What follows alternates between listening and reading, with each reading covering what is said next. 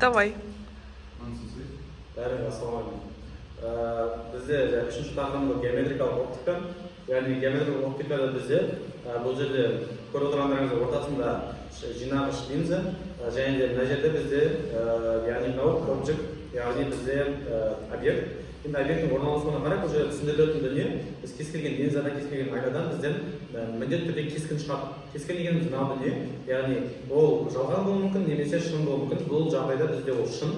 Себебі яғни кескін қай кезде шын болады, ол егер де линзаның немесе айнаның арғы бетінде пайда болса, ол шын кескін деп аталады. Енді бұл жерде бізде кескіннің шығуы, шықпауы оның объекттің орналасуына байланысты және де линзаның енді несіне қарай, характеристикасына қарай, яғни ол если жинағыш болса, ол жаңағыдай қарап отырғандарыңызда көрсетемін, шашатын болса жағында да көрсетемін. Яғни жинағышта бізде қаншалықты объект линзаға жақындайды, яғни фокусқа қарай. Егер мысалға фокустың мынау дегеніміз бізде фокус нүктелері осы фокуста егер толықтай тұратын болса, ондай болса бізде ешқашан не шықпайды, кескін шықпайды. Себебі қарап отырғандарыңызда сәулелер олар параллельно кетеді. Егер жақындайтын болса, ол керісінше бізде жалған линза шығады. Жаңа айтып кеткен кезде осы кескін осы объекттің қасына болатын болса, ол жалған кескін болады.